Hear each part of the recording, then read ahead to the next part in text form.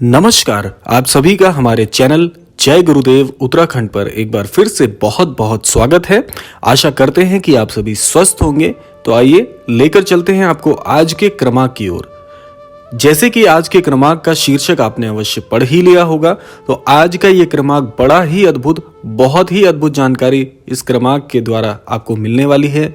इस क्रमांक में आज आपको कुछ ऐसे तथ्यों से, कुछ ऐसी बातों से अवगत कराएंगे जो कि मनुष्य आजीवन इस चीज के लिए प्रयासरत है कि उसे जीवन में सदैव खुशी ही मिले, अच्छे ही क्षण उसे बिताने के लिए मिले और इस संसार से उसे जो अनुभव हो वो बड़े ही अद्भुत हों। हम सभी दिन रात इसी चीज में प्रयासरत रहते हैं कि हमारा जीवन प्रतिदिन दिन प्रतिदिन अच्छा होता जाए, बेहतर होता जाए और सुख साधनों से कभी भी हम वंचित ना हो। लेकिन क्या आप जानते हैं कि ऐसे जीवन में कौन से कारण हो सकते हैं कि हम प्रसन्न रहने के लिए, खुश रहने के लिए, सुख सुविधाओं के लिए प्रयासरत रहते हैं, लेकिन फिर भी हमारा मन उदास क्यों रहता है? फिर भी ऐसा क्यों लगता है कि हमारे जीवन में कुछ तो अधूरा है? इस बात को महाराज जी की एक बात से आज एक जानकारी स्वरूप में आपको प्रदान करना चाहेंगे। महाराज जी ने इस संसार को, इस सृष्टि को, जो ईश्वर के द्वारा बनाई गई ये अद्भुत सी जगह है, इस विषय में महाराज जी ने बहुत ही अद्भुत प्रकाश डाला है। महाराज जी कहते हैं कि ये सृष्टि एक भ्रम है और यहाँ पर आपको सफलता या जीवन में प्रसन्नता तभी मिलेगी जब आप ईश्वर के साथ स्वयं को जोड़ लेते हैं। महाराज जी कहते हैं कि स्वयं को ईश्वर से जोड़ दो, जीवन में इससे अद्भुत कार्य कुछ नहीं हो सकता। जीवन में यदि आप सफल होना चाहते हो, आजीवन आप खुश रहना चाहते हो, सदैव प्रफुल्लित रहना चाहते हो, तो स्वयं को ईश्वर से जोड़ना ही होगा। अब महाराज जी की इस बात में ही सबसे बड़ा रहस्य छिपा हुआ है। ये इस बात को यदि आप थोड़ा समझना चाहें तो ऐसे समझ सकते हैं कि जीवन में, इस सृष्टि में जो भी वस्तुएं आप देख रहे हैं, जो भी साधन हैं, वे अपने स्वरूप की ओर बढ़ते हैं। यानी कि आपको उदाहरण स्वरूप में समझाते हैं कि जैसे आपने देखा होगा कि नदी का जल जब प्रवाहित होता है तो वह अपने स्रोत की ओर जाता है। जैसे नदियां जब बहती हैं तो वे अंत में जाके समुद्र में मिल जाती हैं, क्योंकि समुद्र उनका उच्च स्रोत है। ऐसे ही जब आप देखते हैं कि जब भी लौ जलती है, जब भी कहीं अग्नि प्रज्वलित होती है, तो वह सदैव ऊपर की ओर उठती है, क्योंकि अग्नि का स्रोत है सूर्य। ऐसे ही आपने देखा होगा कि इस धरा पर गुरुत्वाकर्षण की शक्ति है, जो कि हम देखते हैं कि कोई भी चीज यदि हम हवा में फेंकते हैं तो फिर वो नीचे आकर गुरुत्वाकर्षण की शक्ति से नीचे आ जाती है, क्योंकि वह अंश उस पृथ्वी का है, उस धरा का है। कोई भी वस्तु आप देखते हैं तो वह इस पृथ्वी के साथ जुड़ी हुई है, क्योंकि प्रत्येक वस्तु का जो स्रोत है वह यह पृथ्वी है। कि जब आप देखते हैं कि इस जीवन में सुख साधन जब आपको सभी प्रकार से प्राप्त भी हो जाते हैं, आप मेहनत करते हैं, जिस भी चीज के लिए आप जीवन में आगे बढ़ते हैं, मेहनत करते हैं, आपको वो चीज प्राप्त होने के बाद भी मन में एक बात अवश्य उठती है कि इससे और बेहतर क्या हो सकता है।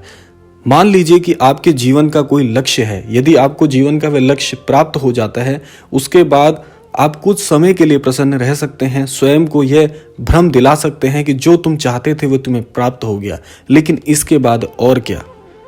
मान लीजिए कि जीवन में आप धनवान बनना चाहते हैं, आप बहुत सा धन एकत्रित करना चाहते हैं, दूसरों की सेवा भी करना चाहते हैं।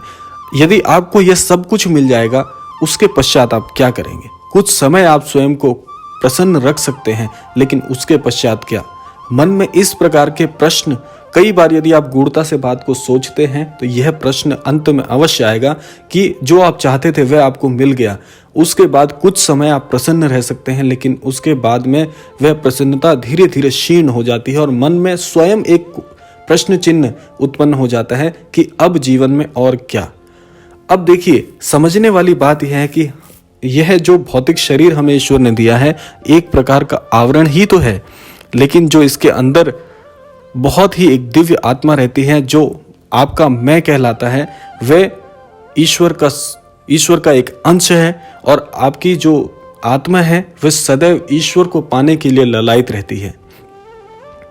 जैसे कि मैंने आपको बताया, हर वस्तु का एक स्रोत होता है, ऐसे ही आपकी दिव्यात्मा का स्रोत है वह ईश्वरीय शक्ति, वह परमेश्वर, वह परम शक्ति जो कि इस आत्मा का परम स्रोत है। इसीलिए आपको जीवन में प्रसन्नता तभी मिल सकती है जब आप ईश्वर के साथ जुड़ें।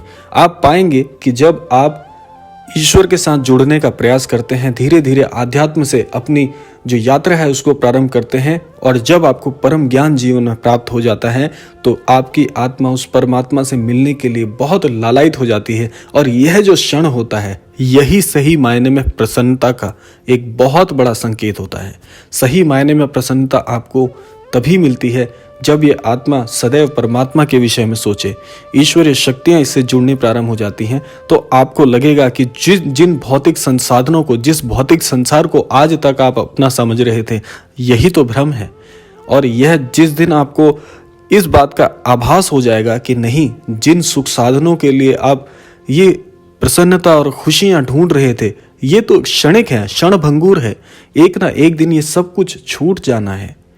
और जो सही मायने में आपके साथ जाएगा वो यही है कि आपकी जो दिव्यात्मा है उस परमात्मा के साथ एक हो जाएगी।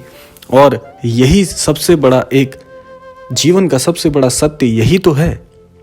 अब धीरे धीरे इसको आप समझने का प्रयास करिए कि इसीलिए महाराज जी इस बात पर इतना बल देते हैं कि सही मायने में यदि आप प्रसन्नता ढूंढ रहे हैं, खुशी ढूंढ रहे हैं, जीवन में आप आजीवन खुश रहना चाहते हैं, तो इन भौतिक संसाधनों को आज से आप पूरी तरह से त्याग मत करिए, क्योंकि भौतिक संसार में हमने जीवन लिया है।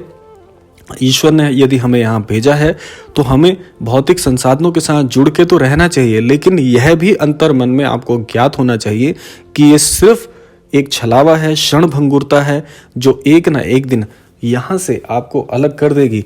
और सही मायने में आपके साथ जो जाएंगे वह है आपके पुण्य कर्म, और पुण्य कर्मों का ही जो लेखा जोखा होता है वह हमारे सनातन धर्म में भी बताया गया है कि पुण्य जो कर्म आपके साथ होते हैं या जो भी कर्म आप जीवन में करते हैं वही आपके साथ जाते हैं, और उनको ही जीवन में आपको अर्जित करना सही मायने में आपके पास में होने वाली पूंजी कहलाता है।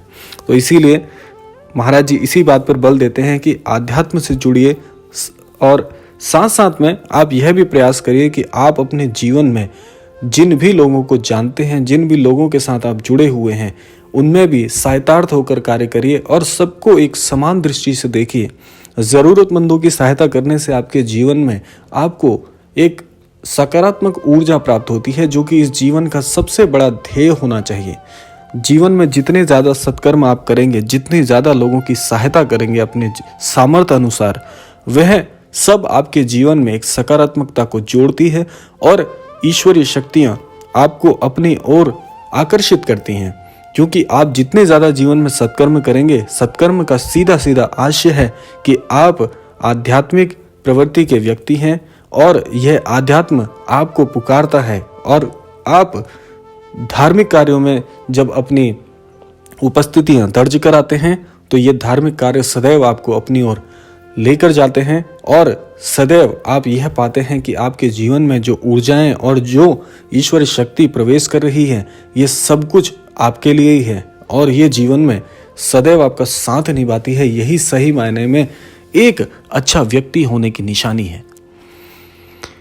तो जीवन में सदैव आध्यात्मिक रहिए और दूसरों की सहायतार्थ हेतु ज्यादा से ज्यादा कार्य करने का प्रयास करिए। आपको अंतर मन से खुशी प्राप्त होगी।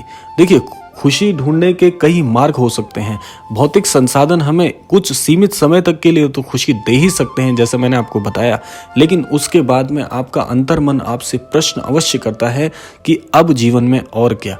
तब आपको मानसिक अशांति का सामना करना पड़ता है। ये मानसिक अशांति आपको इस प्रश्न का उत्तर ढूंढने के लिए बहुत ही, ये समझ लीजिए, विस्मित कर देती है, और उसके पश्चात आप जीवन में सत्य की खोज की ओर निकल जाते हैं। आपने देखा होगा जीवन में ज़्यादातर जितने भी सफल व्यक्ति हैं वे अपने जीवन में मानसिक अशांति से बड़े परेशान रहते हैं। जीवन में शांति ढूंढने के लिए अंत में उन्हें आध्यात्म का ही सहारा लेना पड़ता है। ये बहुत से उदाहरण हैं जो आप अपने जीवन में देख सकते हैं। तो इसीलिए आज से अभी से इस चीज़ को सोचना शुरू करिए कि सही मायने में क्या आप खुश हैं। और यदि आप अपनी खुशी भौतिक संसाधनों में देख रहे हैं तो आप एक ना एक दिन यह बात भी ज्ञात कर पाएंगे कि नहीं, सही मायने में खुशी तो ईश्वर का सानिध्य ही है। यही महाराज जी सिखाने का प्रयास करते हैं। तो यह था आज का विशेषांक। आशा करते हैं कि आज के विशेषांक से अवश्य ही कुछ प्रश्नों के प्रति उत्तर आपको मिल पाए होंगे।